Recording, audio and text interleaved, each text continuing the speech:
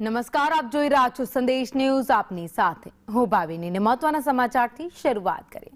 સાબરકાંઠામાં શિયાળામાં કમોસમી વરસાદ વરસ્યો છે. ઠંડી વચ્ચે વડાલીના ગ્રામ્ય પંથકમાં વરસાદ નોંધાયો. તો આગિયાથી ખરોજના વિસ્તારમાં માવઠું પડ્યું છે. મહોર, હાથરવા, બાબસર, માલપુર પંથકમાં વરસાદ વરસી રહ્યો છે. શાકભાજી સહિત રોકડિયા પાકની વાવણી વચ્ચે વરસાદ થતા ખેડૂતોની ચિંતા વધી ગઈ છે. વધુ અપડેટ સાથે સંવાદદાતા હિતેશ રાવલ અમારી સાથે જોડાઈ ગયા છે. હિતેશ, ભર શિયાળે અત્યારે વરસાદી વાતાવરણ, ખેડૂતોની ચિંતા વધી.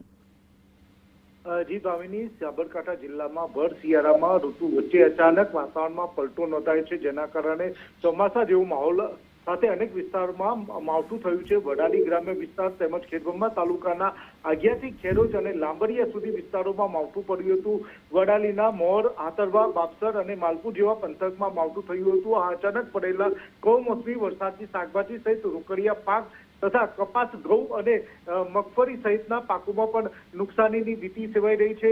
જોકે વાદળછાયા વાતાવરણમાં સતત ભીની હવા, વિઝિબિલિટી ઘટતા વાહન ચાલકોને પણ ભારે પરેશાનીનો સામનો કરવો પડી રહ્યો છે. સમગ્ર જિલ્લામાં શિયાળાની ઋતુમાં પડેલા અણધાર્યા માવઠાને લઈને ખેડૂત વર્ગમાં ચિંતા વધવા પામી છે અને પાકને નુકસાની થવાની આશંકા વ્યક્ત થઈ રહી છે. જી ભાવિની, આભાર માહિતી માટે.